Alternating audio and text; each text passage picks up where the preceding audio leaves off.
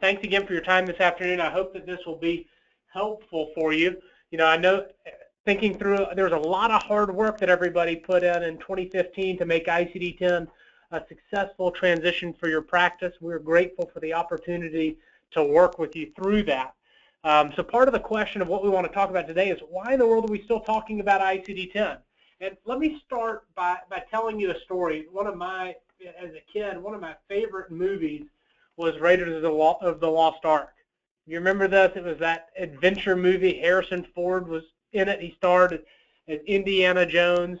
And when the movie begins, it's one of those thrill-a-minute type movies. The movie begins, Indiana Jones is deep in a South American jungle. He's found his way to this hidden temple, and he's navigated through several very difficult obstacles. There have been poison darts that shot at him. He had to jump over, this big chasm. This spiky gate, almost impaled him, and he finally arrives at the center of the temple. And remember, he's an archaeologist, an American archaeologist. He's a professor, and he arrives to find this golden artifact. He's finally found it, and he knows that there's one last test. He's got to make sure that he replaces the artifact with something of equal weight. Right? This is the moment that he's been working towards. He takes the sand out of the bag, measures it, feels it, quickly swaps the two out, and then breathes a sigh of relief. But we know what happened, don't we? Right? It wasn't over then. His adventure was only beginning as he continues to go through the booby traps to try to get his way back out of the temple and is almost crushed by the giant boulder. Right? And that's a little bit of what I want to talk about today. Why we're still talking about ICD-10 and how to make sure, if you've gone through all of the tests, you've gone through all the trials, that you don't mistake October 1st for the finish line, that you don't get crushed by the giant boulder that's coming. Because our ICD-10 story is really only started on October 1st. It didn't end on October 1st. So that's part of what I want to accomplish today, is why we're still talking about ICD-10. Right? I imagine many of you are here today because you still have concerns about ICD-10, about how that's going to impact your practice in 2016. But you may have colleagues. You may have doctors in your practice who would make the mistake of saying, we finished ICD-10 on October 1st. But we're going to talk about that. Why are we still talking about ICD-10 in 2016? Another thing that I want to do is make sure we do take a little bit of time to look back at what happened in 2015. What was the good news? What was the bad news? I'll share that information with you. I've got some data to share with you that I think might be interesting to you that you can share with the other people in your practice. And then we'll turn and look at 2016, right? Where do we expect some of the difficult risks to come into play for your practice in 2016 as it relates to ICD-10? And you probably already know this. You probably already expect this, right? We're going to talk about what those risks are and how to mitigate them. And I think the two big risks that we have ahead of us are the same risks that we've been talking about for the past few years. The first and probably most important is to make sure that we protect our doctor's time. Nobody else in the practice besides the doctor is seeing and treating patients. We have to keep them focused on taking care of their patients. Nobody else in the office is generating revenue for the practice. We have to keep our doctors focused on what they're best at. That's what our patients want too. And the last part is, if our doctors aren't doing that, if they're not doing what they're best at, if they're not doing what they've been trained to do, they're not going to be very satisfied in their job. right?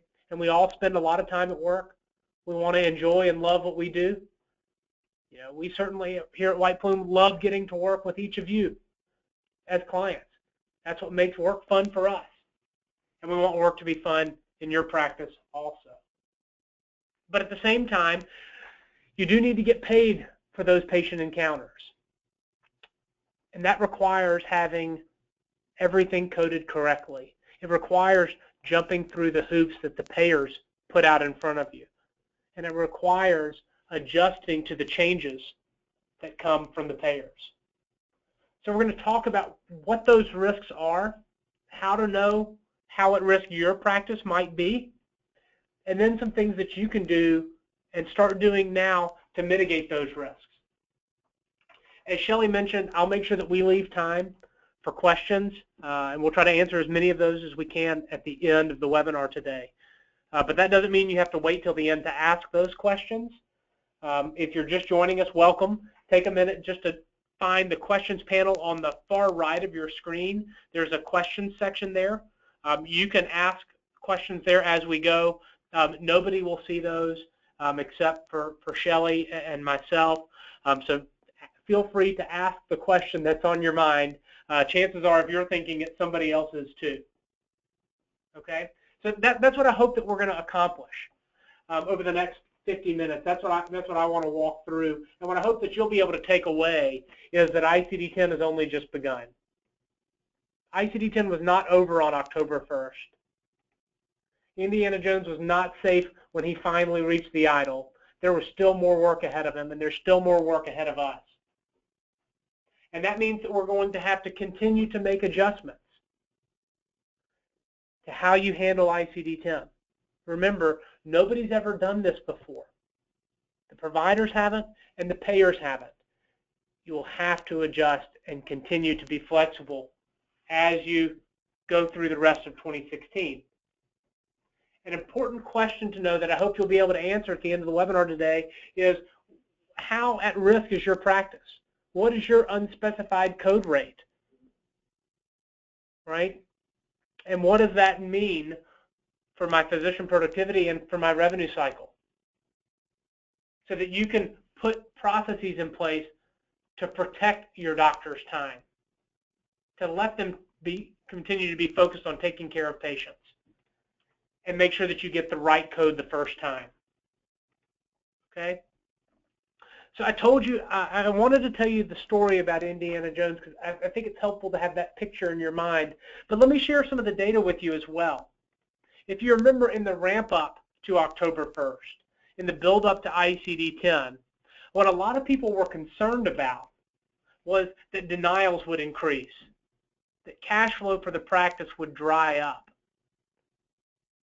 This is the reason why many consultants recommended getting a line of credit in place, right? You were supposed to have 3 months or 4 months of cash reserve so that the practice could continue to pay operating expenses, continue to pay salaries in the event that claims weren't being paid. Because Medicare expected denials to double or triple as a result of ICD-10. That's what Medicare predicted before October 1st. So we have to look and say, what happened? And when we look back, you'll see that denials did not increase at all, at least on a large scale.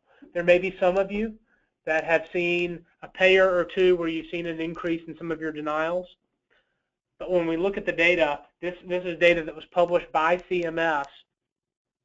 You can see the historical baseline and compare that to the first 30 days of ICD-10. And what you'll see is the numbers did not change. 4.6 million claims per day before ICD-10, 4.6 million claims per day after ICD-10. And then look at the bottom line there. Total claims denied right at 10% before ICD-10 and after ICD-10. So going back, what that means is CMS predicted that denials would double or triple. and they didn't move an inch. And we have to ask ourselves, why? Why? Why did they predict a huge increase in denials and we haven't seen it? A couple of explanations, possible explanations, theories, right? Number one, maybe ICD-10 was not as hard as everyone thought. Possible explanation. I think not very reasonable. I think it shortchanges all of the hard work that each of you put in to take the steps necessary to prepare for ICD-10. I think it minimizes the impact of the number of new codes, right? We went from 16,000 to 69,000 new codes. I don't think ICD-10 was overhyped and that it really wasn't very hard at all. I don't think that's a reasonable explanation. Theory number two. Maybe the claims data was much, much better than what Medicare expected. The government got it wrong. They thought it was going to be a disaster. But the hospital and the physicians did much, much better than they expected. They studied every night and studied every weekend, memorizing all of the new codes. Right? They learned all the new codes in advance. And remember, we're looking at national data here. That means that everybody did that. Again, I think that's probably not a reasonable assumption. Yes, there were some providers who probably did a very good job and submitted much higher quality data than what Medicare expected.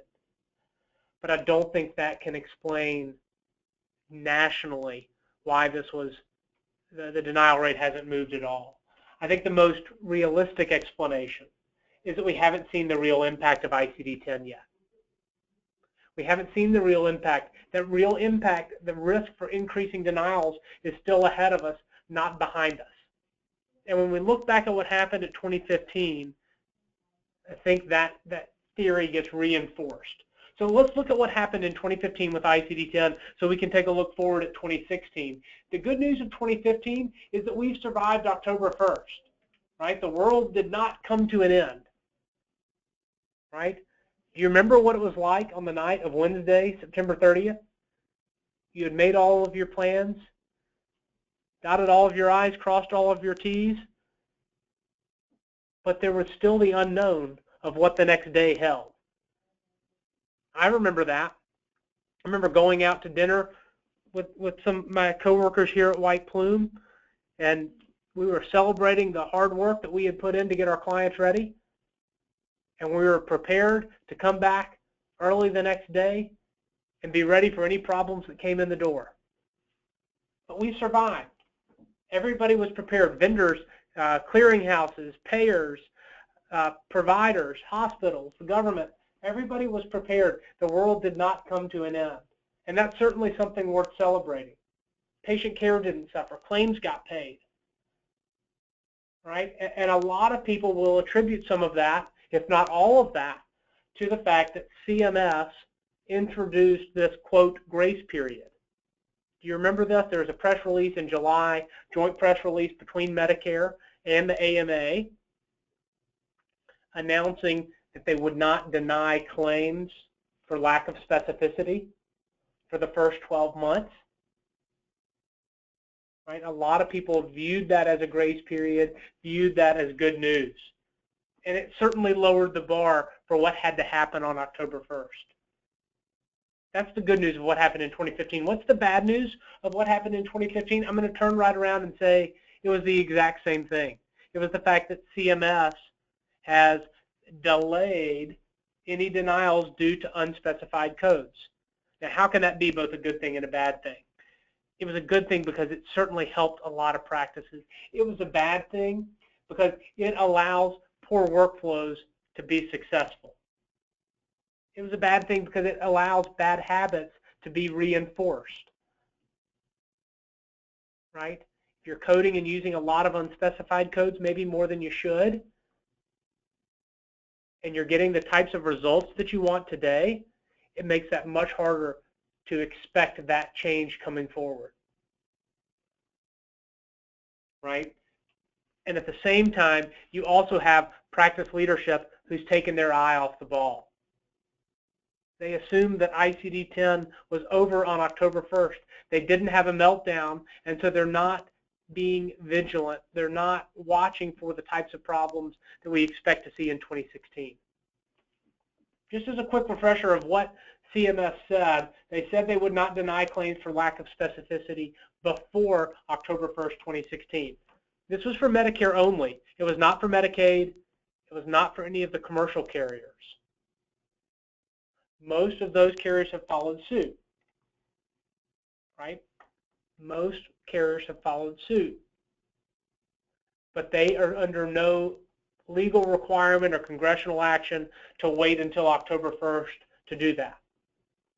And if you'll note the way that CMS worded that in their press release, they said they would not do it before October 1st. So the question is, when will they do that? Could it be on October 1st? Could it be after? Will it be all at once? Will it be phased in? A lot of this is still unknown. They have further clarified, saying as long as you're in the correct code family, like the first 3 digits of the ICD-10 code, that they would continue to pay those claims. And that's what we're seeing happen across our client base across the country right now. All right, so the reason why I think this gives you a false sense of security, think back to October with me if you can. Rewind to that place in your brain. Everybody was holding their breath to see how it was going to go. And on day 1, you'd watch a lot of the PM vendors, a lot of the EHR vendors would issue press releases where they would tweet out from their war room, ICD-10 had been successful. No national meltdown for them. They were prepared. They raised the victory banner. But many of you said, not so fast, my friend. Hang on. Let's wait and see what happens when we try to submit our claims. And so everybody waited and watched. And a week and a half later, we started to see the same type of announcements from clearinghouses saying that they had successfully transmitted the data. It wasn't their problem. If there was a national meltdown, it was somebody else who was causing the problem, not them. And we saw the same thing from the payers. They were able to successfully receive the data. But again, we said, hang on, we want to see the end of this process. We want to see you adjudicate claims and make sure that those claims are being paid correctly. And when those claims started to be paid, we started to get through that cycle. Everybody breathed a sigh of relief. Claims were being paid correctly. And a lot of people raised the victory banner there. At that point, they said, we have vanquished ICD-10. It is finished. But the problem is, all we know is that all of the pipes were connected. The data was flowing successfully. Everybody had made the adjustments necessary to allow for longer diagnosis codes, to allow for alphanumeric characters. We weren't getting any information about the real revenue cycle. We don't know the quality of the data flowing through those pipes. Is it clean water or is it dirty water? And you see what's happened is all of these vendors have said that they've been successful, and the clear implication there is if there's ever a problem down the road, it's because of you. It's the practice's fault, not the vendor's fault. And I wouldn't be so quick to let them off the hook. But we've got to, that's why we have to continue to watch and monitor this. Because if you've got dirty data flowing through those pipes, it doesn't matter. And that's going to come back and impact your process. So the real question is, what ICD-10 codes are you using? Do you remember when we talked about the lead up to ICD-10? A lot of people were focused on these kinds of crazy codes. Right? This was the one that everybody thought was probably the most comical, the flaming water skis encounter. We looked at some of our largest clients. We looked at over 2.8 million coded diagnoses from the fourth quarter of 2015, ICD-10 codes. Anybody want to guess how many times this diagnosis of V91.07XD was used? 2.8 million coded diagnoses. This was used 0 times. Nobody used it. It got all of the attention up front, and nobody used it. And the same is true of a lot of those crazy codes. Nobody's using them. Nobody used them in ICD-9. They're not using them in ICD-10. And they distract a lot of people away from the real risk. They distract a lot of people away from the silent killer, the one that's still ahead of us, not the one that's behind us. And I'm talking about unspecified codes. Unspecified codes existed in ICD-9, and they exist in ICD-10. In ICD-9, you could use them, and there really weren't a lot of negative consequences associated with those unspecified codes. That's not true anymore. There are negative consequences associated with using those types of unspecified codes in ICD-10. And they're actually more prevalent in ICD-10 than they ever were in ICD-9. So what are the risks associated with using those unspecified codes? There's a short-term risk and a long-term risk. Let me address both. First, the short-term risk. Many of you are probably not seeing this today, but I would expect that most of you will see this problem in the next 6 to 18 months in your practice. And that's that the claim will get denied. Right? When you zoom out and think from a big picture perspective, why are we doing all of this? Why have we moved to ICD-10 in the first place? Why did the payers want this? Why did they lobby Congress to move forward with ICD-10? Why did they invest millions rewriting their adjudication algorithms to handle ICD-10? It's because they want the data. Every business wants and needs the data, and the insurance companies are no exception to this. They want the more detailed diagnosis code. And if the providers do not give them that information, they're going to start denying the claims. Now, we haven't seen very many that have done that yet, but when they do, there are going to be denials, and you'll have to go research that. You'll need to get more specific information. You'll need to resubmit that claim, and that's going to slow down your billers. It's going to slow down your coders. It's going to slow down your physicians, and it's going to slow down your revenue cycle. That risk is still ahead of us. We've started to see that with a few payers across the country. Georgia Medicaid is one example. We'll talk about some examples in a few minutes, but Georgia Medicaid has taken a pretty aggressive stance on this. They started denying for any unspecified codes. Anything that was an unspecified code, they would deny the claim. Right? And I know many of you are already a step ahead of me and are saying, but wait, that's not right. Sometimes you have to use an unspecified code, and you're 100% correct. Right? That's why it's important to know the data. It's why it's important to know what unspecified codes you're using, which ones you're using most frequently, so that if you start to see denials on those, either you can make the adjustments or you can push back against the payers. While we haven't seen that in very many payers yet, I expect that we will see that in the very near future. And they may not do that all the same way. And they may not do that all at the same time. But you need to be prepared for that. The long-term risk, and this one's more difficult to predict as far as when you'll really see this, but is the shift away from fee-for-service towards an outcomes-based reimbursement model. You know, call it APM, call it value-based reimbursement. outcomes-based reimbursement, pick your buzzword of the day.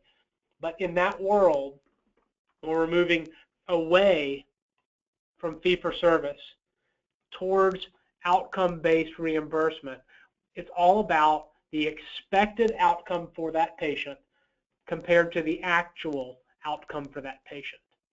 Right? It's not all about actual outcomes, because we know that some patients are sicker than others. Right?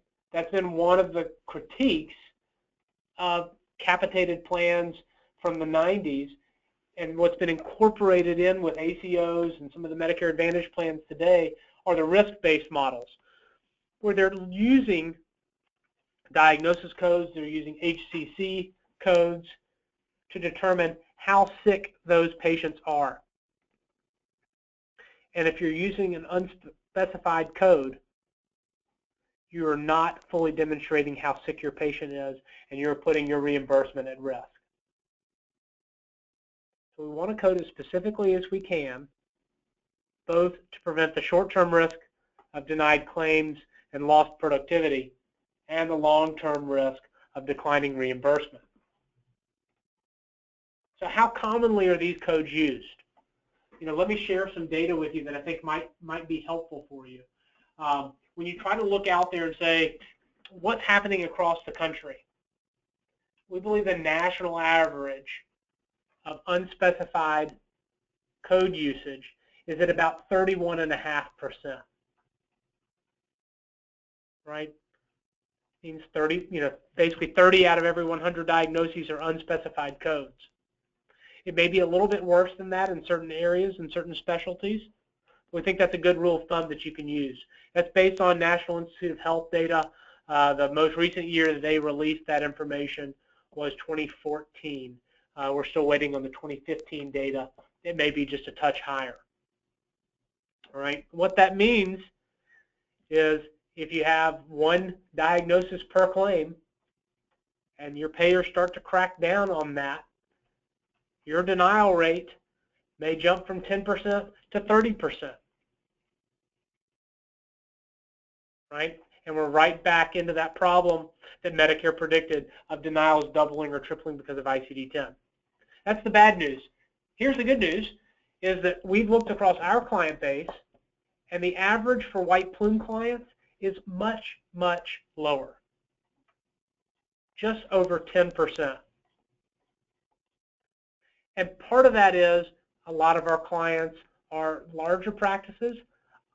Part of that is because our clients have really awesome staff who did a great job preparing for ICD-10.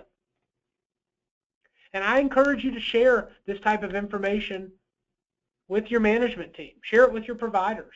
I was at a client site last week in California, and we shared this with them, not just the national average, not just the white plume average, but we shared with them their data. And they were closer to 6%.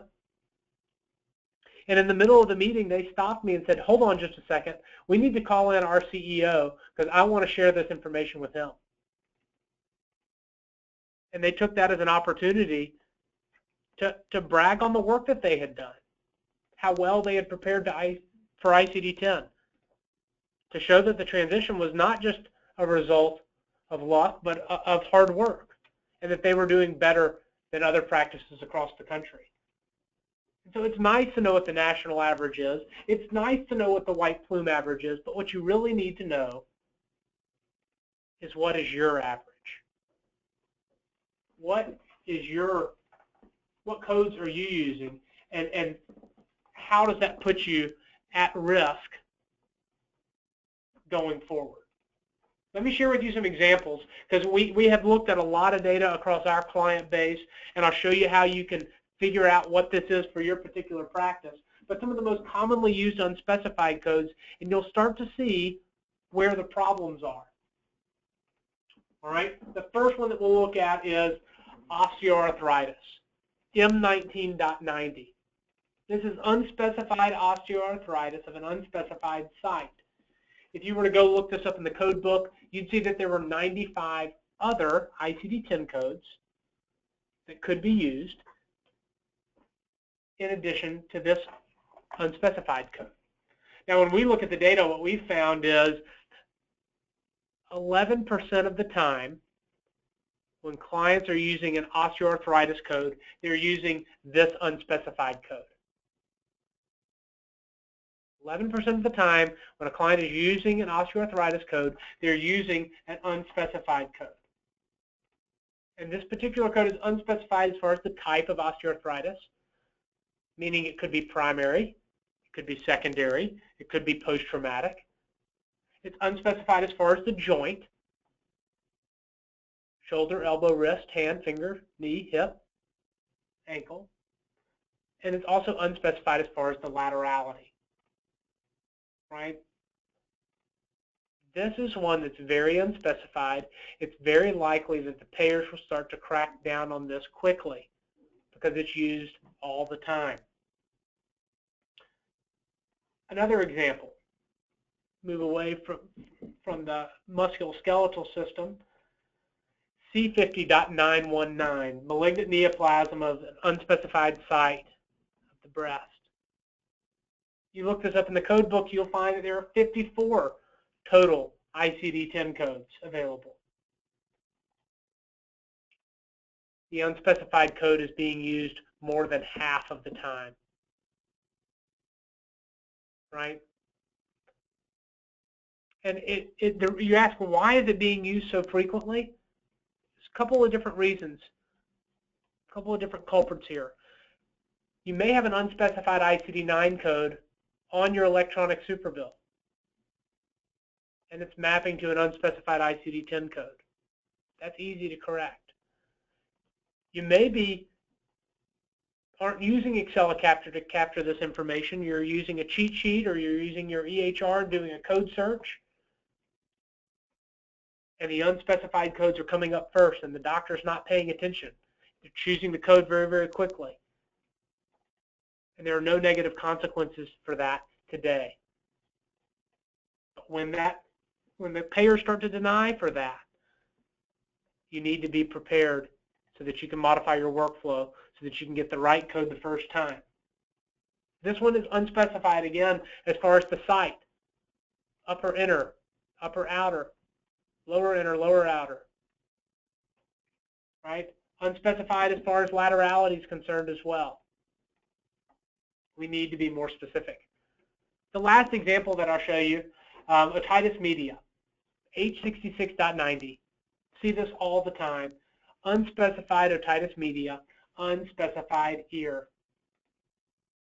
Now again, our clients do much better with this than what we see in other practices. When we analyze their data, we see them with much higher unspecified rates. 80 total ICD-10 codes. The unspecified codes are being used nearly 60% of the time. Again, we're unspecified as far as the type of otitis media. Is it chronic? Is it acute? Serous, non-serous? And again, which ear? You only have 2 ears.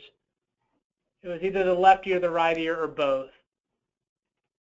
Please don't use the unspecified laterality code. I think those will be some of the first that the payers start to crack down on. And what happens when they do start to crack down? What happens to your workflow? Think about what that looks like today. Information is going from the doctor to the billing team. It's going into the practice management system and then out the door to the clearinghouse and to the payer. All the pipes are connected. Tell me about the quality of the data flowing through those pipes. Because when the payers start to crack down, we end up right back at the beginning of this process. And we've got billers and coders going back to doctors, asking questions, asking for more detail, asking for more information, and that's slowing down doctors, keeps them from doing what they want to do, which is take care of patients, and it keeps your practice from getting paid. This is why the risk is still ahead of us. Do you remember this? We've looked at this before, trying to quantify what this risk is. Remember, this was the study from Nachemson Advisors that looked at what the cost for a physician practice to transition to ICD-10 would be. They broke it down into small, medium, and large practices. which corresponded to 3, 10, and 100 providers. So let's look at the middle one, 10 provider practice. They broke it down into pre-implementation and post-implementation expenses. The good news is the pre-implementation expenses are all behind us. The bad news is the post-implementation expenses are still in front of us. And you look what they put, it's productivity loss, it's cash flow risk. It's exactly what we've been talking about and what we're trying to protect your practice from. Another study that was done was the advisory board, right? Again, trying to predict what the cost would be for a practice, where the risk would come into play. And you look what they put front and center. It's physician productivity. They got this information from Canada's transition to ICD-10, and they predicted a 10 to 20% decrease in physician productivity as a result of ICD-10. Where does this come from? You want to get underneath this information just a little bit more? It's because you had coders, you had billers going back to the physician saying, I need more detail. Tell me about which quadrant of the breast it was in. Tell me about the type of osteoarthritis. Was that otitis media in the left ear or the right? Was it chronic or acute?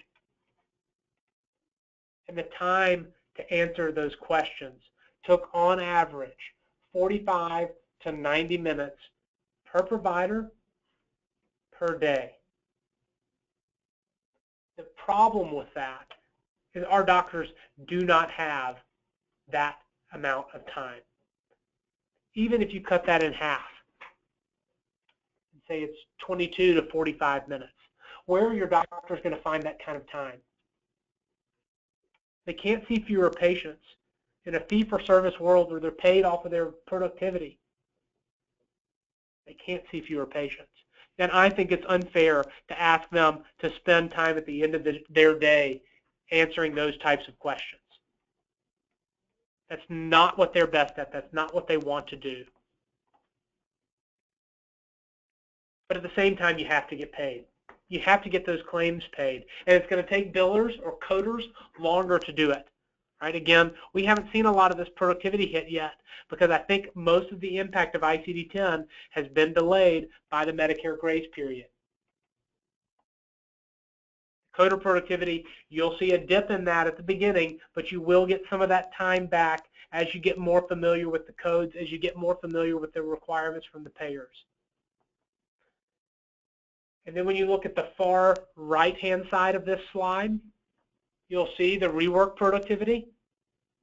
That's a result of increased denials, queries, rejections coming back from the payers. Right? That's exactly what we expect to see when the payers start to crack down. So this risk is ahead of us, and a lot of times I get a question that says, okay, I understand all of that, but how do I take my unspecified rate and translate that into productivity risk? How do I translate that into denied claims? How do I translate that into my cash flow risk? And let me show you how to do that.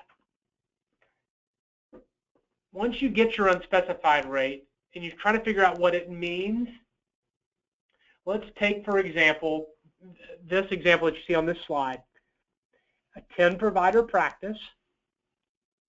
Each provider is seeing 30 patients per day and uses 3 diagnoses on average per claim. So that's a total of 10 providers seeing 30 patients a day. That's 300 patients per day. 3 diagnoses per patient is a total of 900 diagnoses per day for the entire practice. So if 10% of those diagnoses are unspecified, that means you might have 90 denied claims as a result. Right? So even though you only saw 300 patients, it's not 10% of 300, it's 10% of the 900 total diagnoses. That's why it's 90 potential denials per day. And for a 10-doctor practice, that's a lot. That's a lot. When you think about your physician's time, if each of those produced a question back to the doctor, I need you to be more specific. Tell me about the type of osteoarthritis. I looked in the note, it wasn't there. Which joint was it? Was it the left knee or the right knee? Some of these questions are easier than others, but if on average it takes 3 minutes to read and then research and respond, we're very quickly to 27 minutes per provider per day. That's if your unspecified rate is at 10%. Aren't you glad you're not at the national average? And what's the cash flow risk? Well, we use the medical economics figure of $25 as the cost on average of a denied claim. So very simply, we multiply $25 times the 90 potential denials, and that's where you get just about $2,000 per day as a result of that 10% unspecified rate for a 10-provider practice. That's why it's important to know what your unspecified rate is. It's very important to work to, as much as you can, get that down in advance of the payers starting to crack down on that. That way we can be proactive here rather than reactive, right? And that's why, you know, I think it's very important. The big questions for 2016 is how at risk is my practice? And then how do we make sure we get the right code the first time, and here's the key, without turning my doctors into coders, right? How many times have we heard, I didn't go to medical school to be a coder? So here's what I would recommend. The first thing that I would recommend doing is doing your ICD-10 unspecified analysis. How do we do that? Very, very easy. All you need to do is you can use the questions panel. You can email us. Let Shelly Wiggins or Shelly Hodges know that you would like that done, and we can run that data for you. And we'll send you a nice little Excel sheet that looks like this. And the names have been changed to protect the innocent, right? But what this tells us is here is your average unspecified rate. And here's how it compares to our white plume clients, and here's how it compares to the national average. That's what you see at the top. Here's what that means in the total number of denials per provider per day. Here's what that means in the amount of time per provider. And here's what it means as far as the cash flow risk, right? And then at the bottom, you'll see that that gets broken down on a per provider basis so that you can see Dr. Andrews, Dr. Antonio, they're not doing so well. Dr. Bryant is doing much, much better. It's helpful to know the data. It's helpful to share the data within your practice so that everybody knows where you're doing well. We can celebrate the successes, and then we can work on the areas where you can improve. And one of the questions that I always get here is, will I ever get my unspecified rate to 0? And the answer is no. Just like we talked before, there are appropriate times to use an unspecified code. I mentioned Georgia Medicaid taking the aggressive approach, denying any unspecified code. And what they're doing, one of the things that we saw from another client, a pediatric practice in Georgia, was they'd have patients that came in presenting with a fever. It wasn't alarmingly high. They didn't need to go be admitted to the hospital. They needed to go home and rest, drink plenty of fluids, and they'd feel better soon. The only diagnosis code that the practice could use was unspecified fever. They weren't going to do any additional tests to figure out what was wrong. But Georgia Medicaid was denying the claim because it was an unspecified code. You know, and if it weren't so true, it would be more humorous to think of a government, only the United States government could come up with a program that is supposed to reduce healthcare expenses that requires additional unnecessary and expensive tests to get a more specific diagnosis to get the claim paid. But what the practice did was they knew this information, and they knew to push back against the payer and let Georgia Medicaid know, you know what, this is an unspecified code, you're right, but it's the only code that we can use. And we're not going to do any additional tests to get a more specific code. Again, it's important to know the data so that you can make changes on your side where it's appropriate, and you can make changes and push back against the payer when that's a more appropriate course of action. Another thing that we provide with this analysis, it's another page, but it, again, shows you the total number of unique ICD-10 codes that were used over the time period. So for this particular practice in the fourth quarter, they used just under 4,000 unique ICD-10 codes, right? Of those, 571 were unspecified codes. And these are the top 10 unspecified codes they used, along with how frequently they used them and the more specific ICD-10 alternatives that you should use instead. Pain in unspecified shoulder, we really need to be more specific. Was it the left shoulder or the right? Otitis media, we need to be more specific. Was it acute? Was it chronic? Serous, non-serous, right, left, bilateral? These are the choices. These are where we need to be more specific. Okay, that's why I encourage you to get this data, to understand it, to digest it. And then you can talk with Shelley. We'll have some other webinars that might be helpful to show you examples of what you can do to prevent these problems from happening. How can you change your custom scenarios in Capture? How can you build in rules in Smart to identify these and catch these early, right, in case one slips through the cracks? Or in case you're using your EHR and searching for them and you can't get the unspecified codes out of there and the doctors keep picking them, we want to be able to catch that in Smart so that we get the right code the first time, again, without turning your doctors into coders. That's what's important. That's what we want to be able to do. And I think that's the critical piece for making sure you're successful with ICD-10 in 2016. So let me say this, and then I'll open it up for questions. Remember where we started. ICD-10 has just begun. You've got to be prepared to respond, right? Just like Indiana Jones, be prepared for the unexpected. The payers have never done this before. They're going to be making changes. And to be successful, you need to be able to respond quickly and prevent and anticipate as many of these problems as possible. You need to know what your unspecified rate is.